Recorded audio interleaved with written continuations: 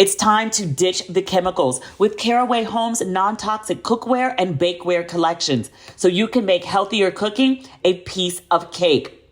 Visit carawayhome.com to take advantage of their cyber season event and score up to 20% off your next purchase of non-toxic kitchenware. This deal won't last long, so visit carawayhome.com to shop all their incredible products for up to 20% off this holiday season. Caraway. This year, Peloton is gifting you their best offer of the season. Get up to $300 off accessories when you purchase a Peloton bike, Bike Plus, or Tread. Shop from a variety of accessories such as cycling shoes, a heart rate monitor, and more. So don't miss out on Peloton's best offer of the season. Visit onepeloton.com to learn more. All access membership separate. Offer starts November 14th and ends November 28th. Cannot be combined with other offers. See additional terms at onepeloton.com.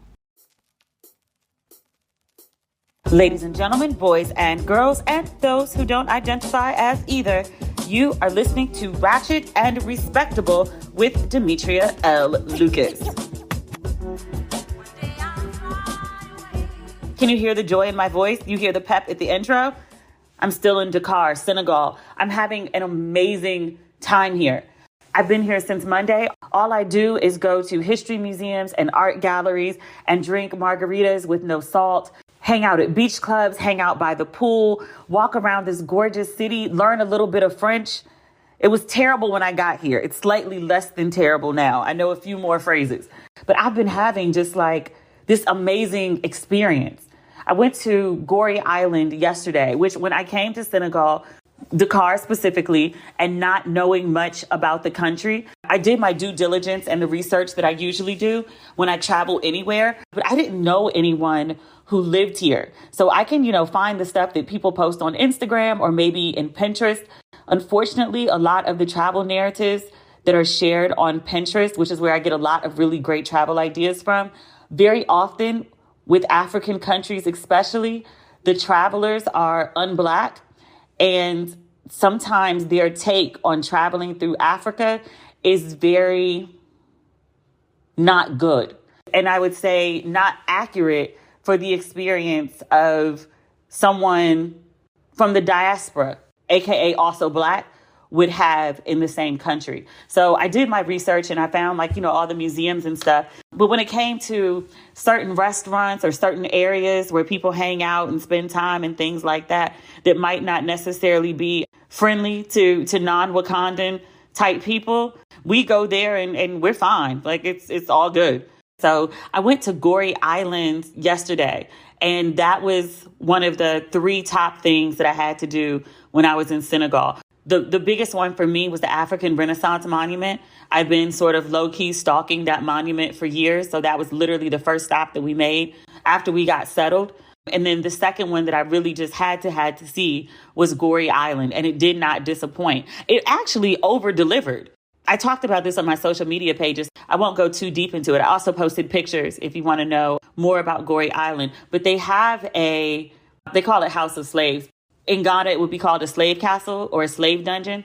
And I'd heard about this place for years. I've been to the 2 major slave castles in Ghana because there's actually a lot of them. But Elmina and Cape Coast are the 2 biggest. So I had expectations of what this experience of Gorée Island would be. And it was entirely different. One of the biggest differences is the slave castles or dungeons. I don't like calling them castles because it makes it sound like something proper and good and fancy. But you held people captive and beat them, raped them, tortured them, held them in dungeons, and then, sent them away from their home, their continent, and all their descendants forevermore.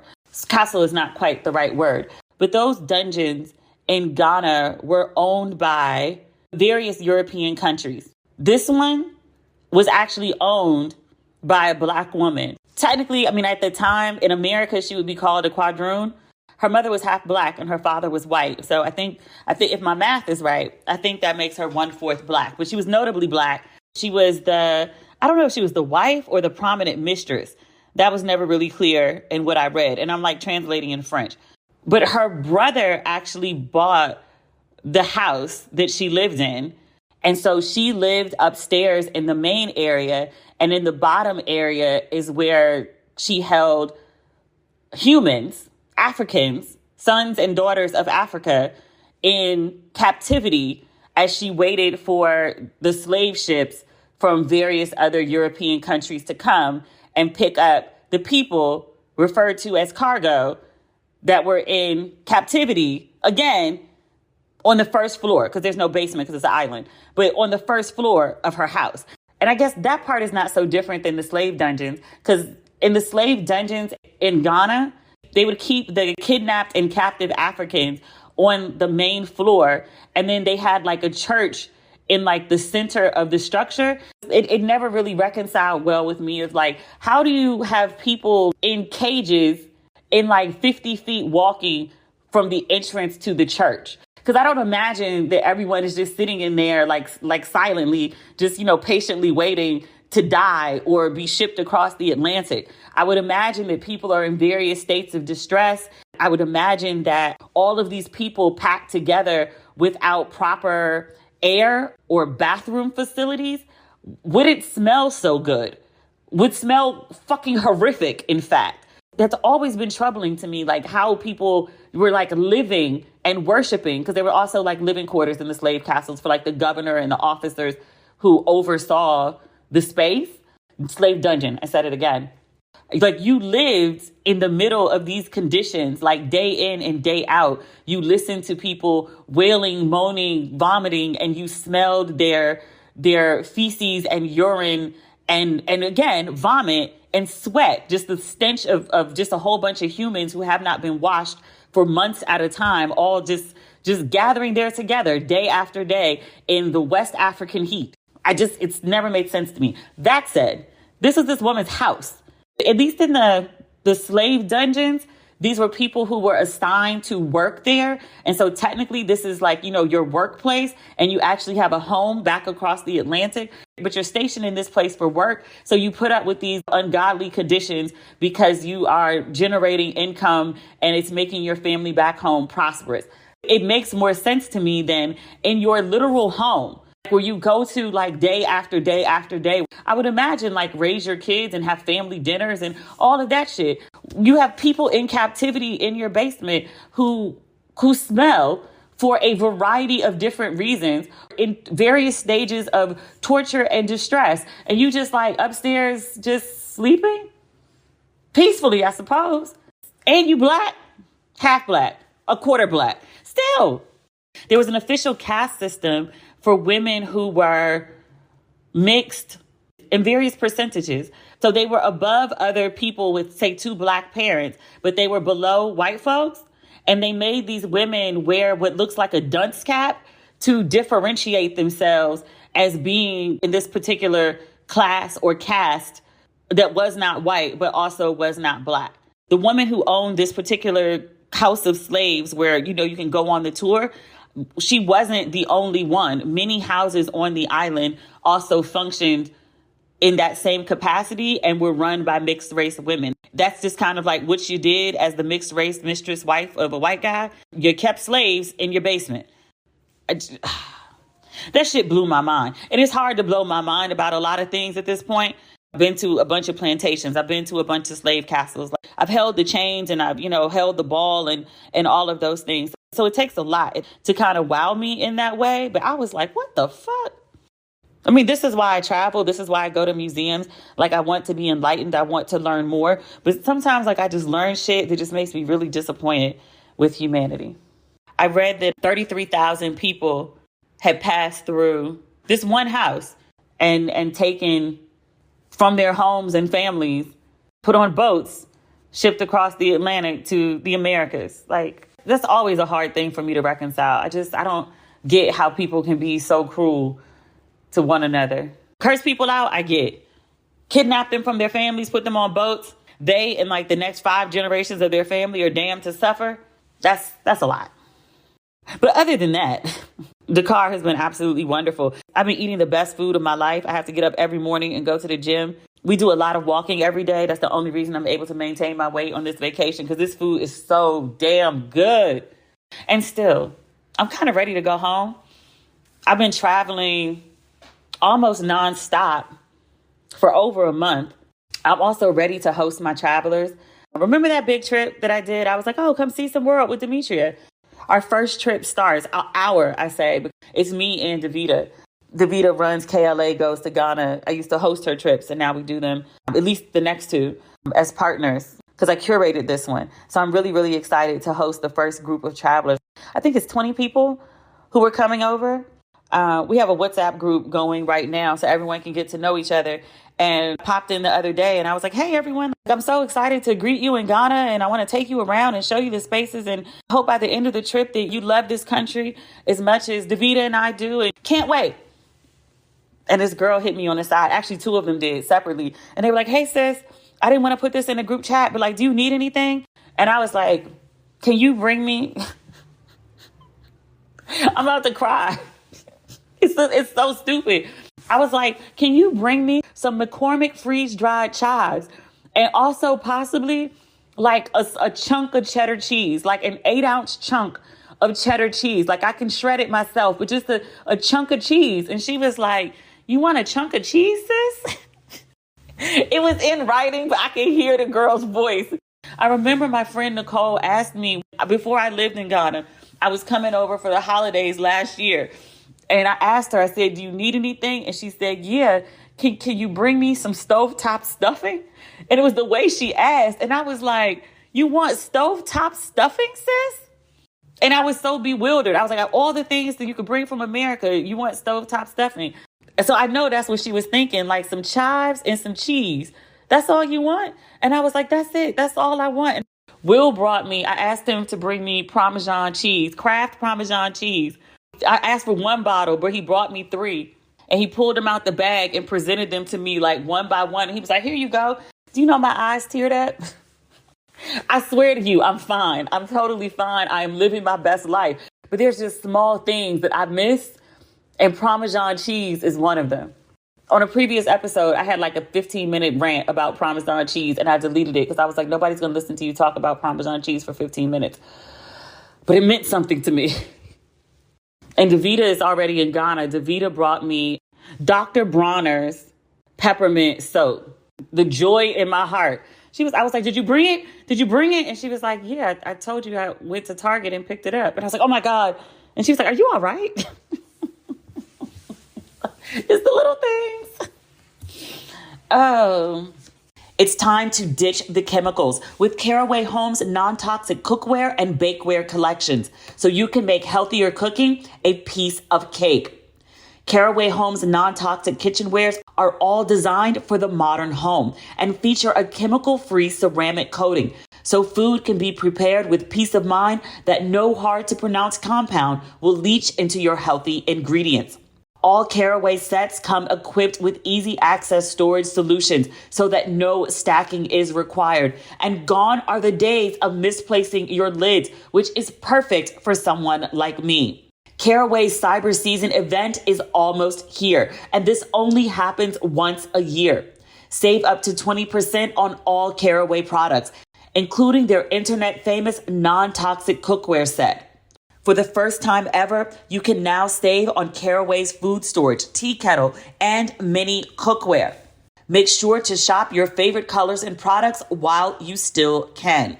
Over 30,000 people have raved about their Caraway kitchen, and I am one of them. I love my Caraway cookware set, and I know you'll love one too. Now it's time to try it for yourself. Visit carawayhome.com to take advantage of their Cyber Season event and score up to 20% off your next purchase of non-toxic kitchenware. This deal won't last long, so visit carawayhome.com to shop all their incredible products for up to 20% off this holiday season. Caraway. We have a lot of news this week. Most of it's trash. America is Americaning right now. Let's do some good black news, though. Good black news. Quinta. What is Quinta's last name? I just started referring to her as Quinta. I don't remember her last name anymore. She became a one-name person real quick, didn't she? Quinta Brunson. That's her name.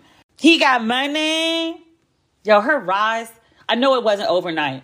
It took a whole lot of work and a whole lot of dedication. But I cannot stop thinking of like, oh my God, the girl from like, it wasn't even TikTok. What was the other one? Do it for the Vine. I ain't gonna do it. The Vine. It was the TikTok before TikTok. But she went from making videos on like social media apps to like a good job at BuzzFeed. She went on to get an Emmy and she's doing late night talk shows. And now her ass is sitting down with Oprah. I saw that advertisement for it and a little tear came to my eye. You know I love to cry. But you also know like I get secondhand embarrassment. But the upside of that is that I also get secondhand joy. I had a swell in my heart like it was me. And I was like, I'm so proud of her. Her and Issa are just amazingly inspirational to me. But she's sitting down with Oprah. And I was like, I don't even know if I can get on over here. I might have to find a bootleg. My bad, Quinto. I'm trying to support how I can. But I was like, I need to find a way to watch on because I really want to see that. I really want to know her story. I saw The Inspection is coming out. I don't even remember the date for it. I'm looking it up right now. It's with Gabrielle Union and Jeremy Pope. But the reason I wanted to talk about it is because they're talking about Oscar buzz for Gabrielle Union. And I don't know how seriously I should take that because I've heard Oscar buzz about other people. Remember when Jennifer Lopez did that movie? She was a dancer at a strip club and people were talking about Oscar buzz for that. And I was like, Oscar buzz for this? Well, let's take a look and see. Because, you know, when women of color play like highly charged sexual roles or mammy roles, like Oscar buzz conversation tends to come about. So I was like, is that the case of what this is here? When I finally got around to watching that movie, I was like, Oscar buzz where? It wasn't a bad movie. But I was like, Oscar, where did you get Oscar from? But there is Oscar buzz for Gabrielle Union in this movie. She plays a mother who rejects her gay son. And people are saying she did an amazing job with it. I mean, obviously, I haven't seen the movie. It literally just came out today, November 18th in the States. So I have no idea when it's going to come out here or when I'll be able to catch the bootleg. I mean, keep it 100. But I saw the trailer and like the makeup team. You know how Gabby looks very fresh and hydrated and youthful and beautiful. It's not like she looks bad in the movie, but you could tell like the makeup team did their job to like age her greatly. They put some like, you know, some dark spots on her face to give her some age and texture. And I was like, woo. Not that she looks bad. She just don't look like, you know, Gabby. Now and granted, she's not supposed to. I'm not saying she's supposed to. I'm just saying the makeup team did a good job. And she's not unrecognizable, but it's just like, oh, we're giving a whole different energy from how we're used to seeing Gabby in movies. I don't know that I've seen her in a real, I mean, she's done dramas, but I think for a long time, Gabrielle Union was typecast as high-powered Black woman executive, kind of guarded, maybe looking for a man, maybe not. Like the role she played in Being Mary Jane was just kind of the role she had played in 50 million other things. Being Mary Jane allowed her to have a little more depth than she's had in other roles, but it was essentially the same character. But this is something I've never seen from Gabby before. Maybe she's had other roles that were pure drama, but this seems like new territory for her. I'm interested in seeing it. I've never thought she was a bad actress, but I've never really thought she had good drama range. But I don't know that she's ever been in a role that had the opportunity to display it. That's always been the thing with Black actresses. It's like you don't really know who can really like act or not, because very often there aren't enough roles written for Black actresses to really, you know, choose some fat, show the range. So I'm interested in this one to see what she's bringing. I'm also obsessed with Jeremy Pope. He is a proud out and gay man. He's up there with Michael Ealy to me. I think he's just a beautiful, gorgeous man. His face is just perfect, really. I just think he's just gorgeous. Speaking of Michael Ealy, you know, I've been recapping Reasonable Doubt that was playing on Hulu. We talked about this last episode. The season finale just happened, and I did a recap of it on social media, so I won't do it here. The creator of the show started commenting on the reviews, good, bad, or indifferent. But with the finale episode, she chimed in and, you know, just thanked me for recapping the show and said, you know, they're trying to get a second season. And this is the first scripted show for Honest Collective on Hulu. They need the support. They need the ratings. So she was just thanking me for spreading the good word. And then McKinley Freeman came on and he liked a bunch of stuff. He plays Jack's husband, the estranged husband on the show. And then motherfucking Michael Ealy. He left the sweetest comment. He's such a nice guy. I gush about him like a total fan, which I am. But I've also known him for, I don't know, 2009, 10, one of those. I interviewed him on stage at Essence Music Festival. I found this blog post that I wrote when I was still doing a Bell in Brooklyn, and I referred to him as MF Michael Ealy. I've been calling him that since 2012, but he got married in 2012, and I wrote this blog post called Women Wept, Michael Ealy Got Married. And it was cute and fun and whatever, but somebody reminded me of it the other day, and I went back and read it, and I was just like, oh my God, I have been calling this man a god among mere mortals literally for 10 years, minimum. But he left this really sweet message under the recap of the finale of Reasonable Doubt, and he said, thank you, Demetria, truly. I'm loving the journey you're on, inspiring and provocative in your intention. Stay blessed and highly favored over there. You know me. I had a full wall slide squeal like Diana Ross in Lady Sings the Blues. Like, I was like, oh my God, is he talking to me? To me? Yeah. I posted on Facebook. I screenshotted it and posted on Facebook. And I was like, my life accomplishments have been fulfilled. Michael Ealy has acknowledged me. I can go now. And my readers clowned the fuck out of me. And they were like, yo, you're a cornball. I like what I like. Don't judge me. Don't judge me. What else is on this list? Winston Duke on the cover of Esquire looking fine as fuck. M'Baku. He looks so fine in Black Panther 2. I told you I saw it in French. I have no idea what he said. But every time he spoke, I swooned, and then the whole theater laughed. And I was like, I want to laugh. I need to learn French to laugh. Or return to Ghana and see it in English. You know, either or. But Winston Duke is on the cover of Esquire. I have not had a chance to read the actual article. Lord knows 1,000,001 people sent it to me. Like, hey, D, did you see it? Hey, D, did you see it? Hey, D, did you see it? I did. I just didn't get a chance to read it yet because I've been like, gallivanting. But I get to it. I don't think I've ever read an interview with him. I have no idea whether he has depth or not, or if he's just a pretty face. I'm not saying he is or isn't one way or another. I'm saying I genuinely don't know, and I really need to read the Esquire article to figure it out. Hopefully he doesn't say anything crazy. I hate when I have a crush on somebody, and then I read an article, and they just say a bunch of dumb shit, and you be like, damn, he was fine. Womp womp. And other good Black news, Beyonce and her husband, Jay-Z, cousin Beyonce and Uncle Jay-Z, they are tied for the most Grammy nominations. I think they have, is it 88 nominations each? Beyonce got 9 nominations for her most recent album, Renaissance. I'm reading that on NPR. I still haven't listened to the Renaissance album. I'm not listening to it until there's visuals or concert footage, one or the other. I hear it's absolutely amazing. All my friends are raving about it. I like Beyonce's visuals. Her songs are okay. But when the visuals are combined with the songs, that's what really does it for me. Or when I see her perform the songs, that's what moves me and gets me excited. Just listening to Beyonce, not so much. Not being a hater. That's how I feel about her music. So as soon as she drops the visuals, I'm all over the Renaissance album. But until then, I listen to Alien Superstar. You can't avoid hearing Beyonce songs because people use them on Instagram constantly. I'm familiar with some of the songs, but I've actually never listened to the album. I will. I just want the visuals. That's all. But congratulations to Jay-Z and Beyonce.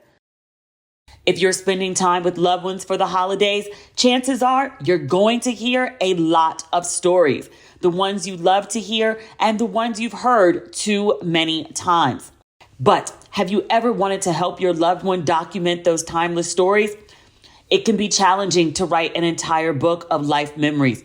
But Storyworth makes it fun and easy.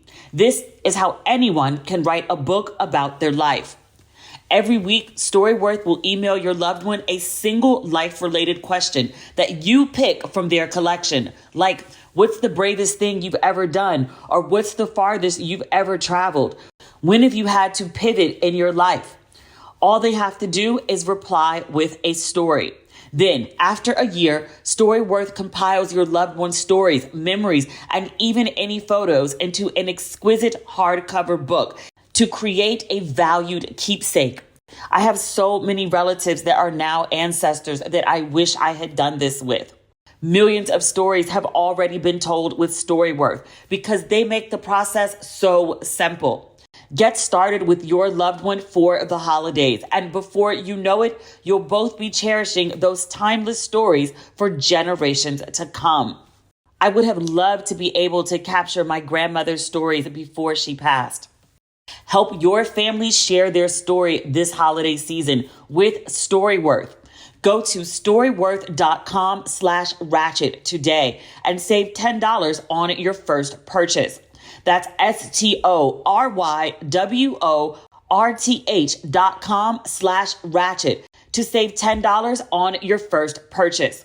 Storyworth.com/ratchet. This year, Peloton is gifting you their best offer of the season.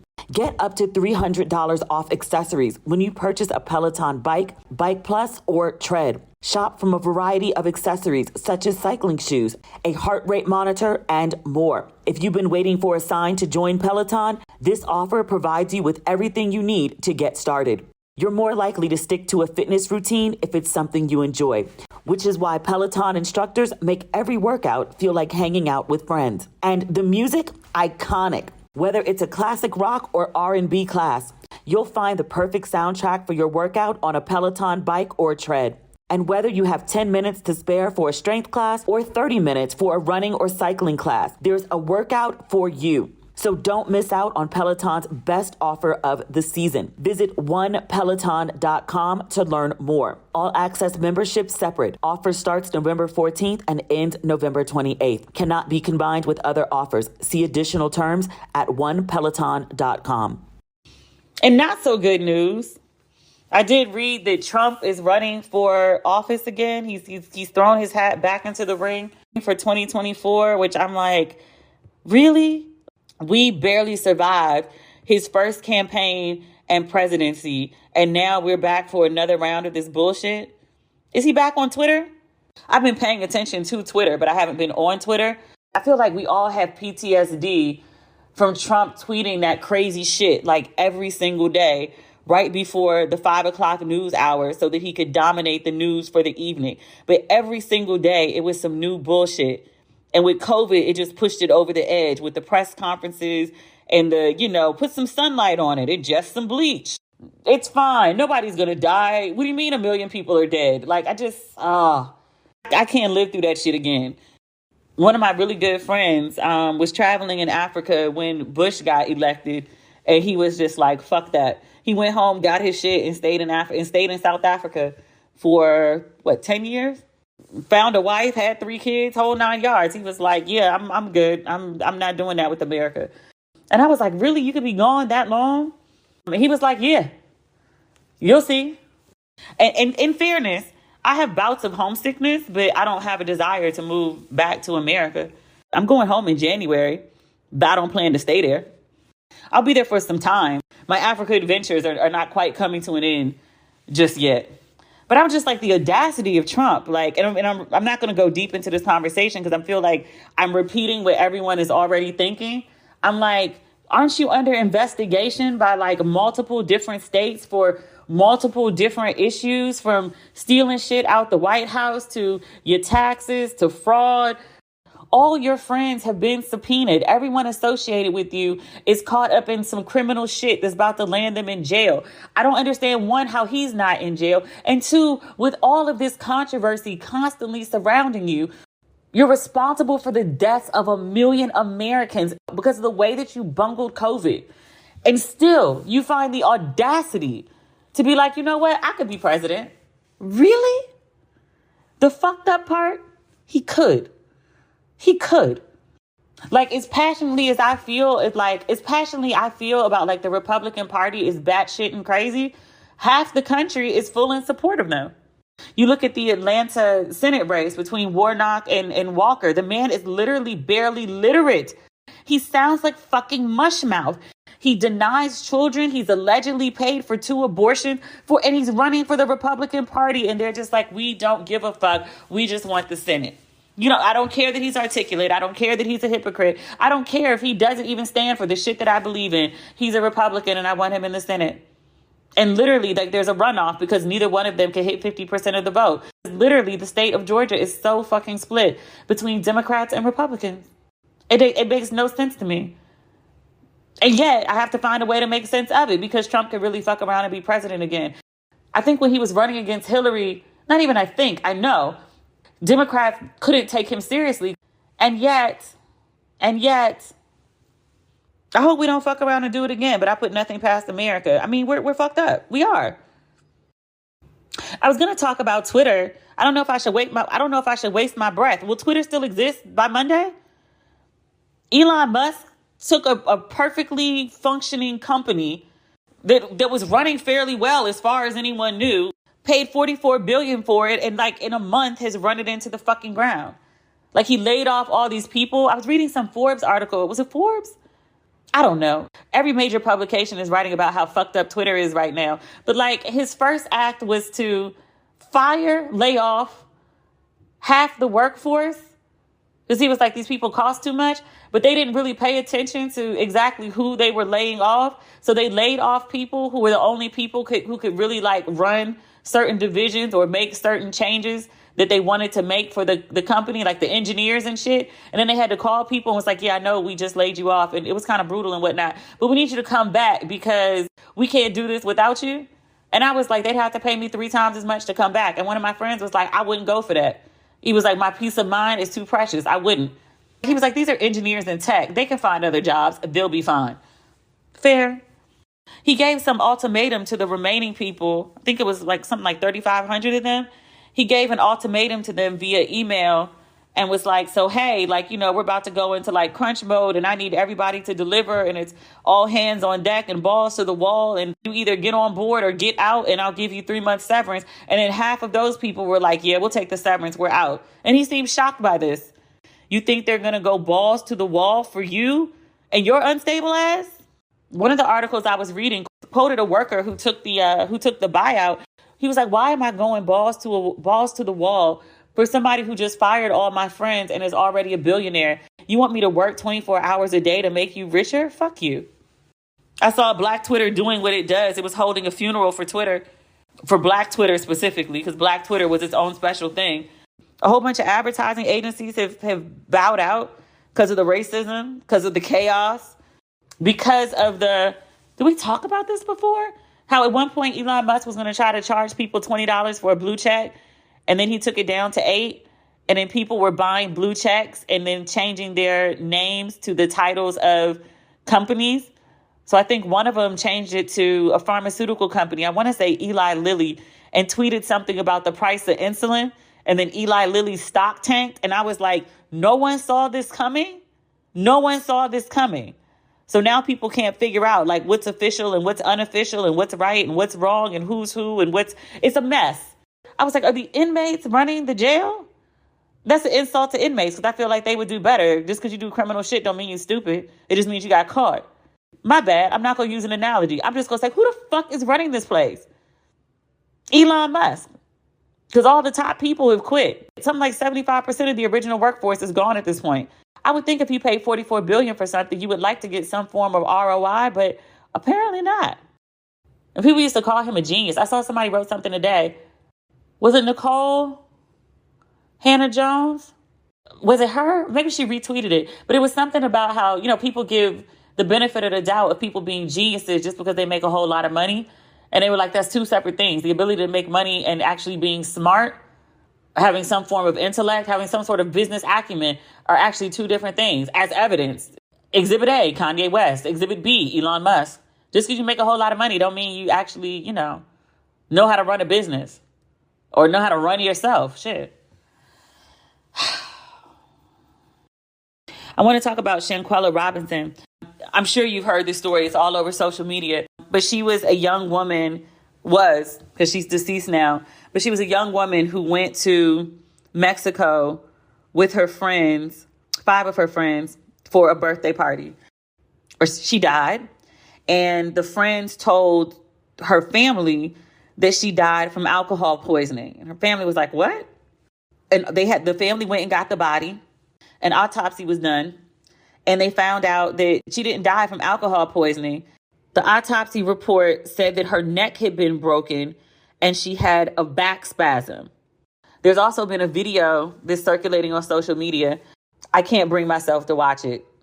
Shanquila is naked and one of her friends, so-called friends, is trying to fight her and the people recording the video are telling her to fight back. This is what I read.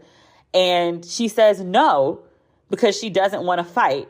But this video has been circulating. I don't know which one of the friends released the video. Maybe somebody's feeling guilty about what happened to her.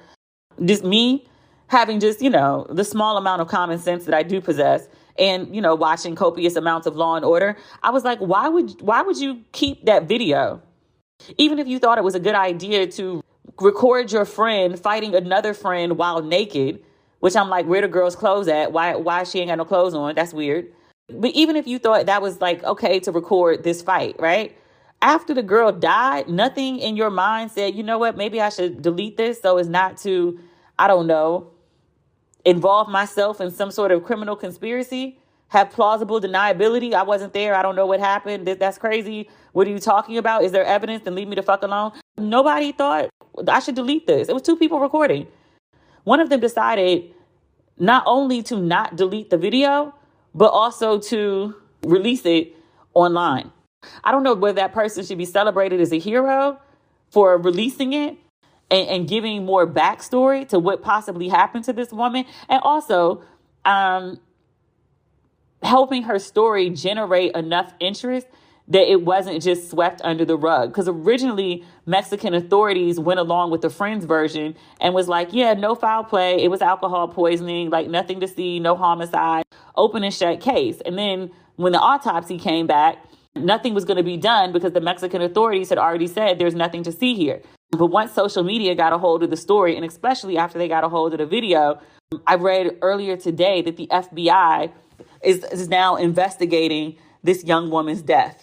And I specifically talk about this incident right after I talk about the downfall of Twitter, because it's crazy as Twitter used to get. I'm not the biggest Twitter user. I used to be on it all the time, like back in like 2011, 2012. But then I started using Instagram, and then I went back to Facebook. Twitter just was a place of no filter to me, where people were just, to me, were just really rude. And I liked an environment that was just a little more curated. It worked better for me. But also, when crazy shit happened, the first place you would go is Twitter. Oh, somebody's like, there's a video of their dick. Go to Twitter. You want to start a movement with a hashtag? You go to Twitter. You want to spread some information, like good information, right? Really, really quickly. You want to gather support, or you want to cancel someone who's done something crazy. Twitter was a really great resource for that. I hope that in its absence, because it's looking like it ain't going to last so long, I hope that in its absence, that people are able to use other platforms in a similar function as the good way that Twitter was used.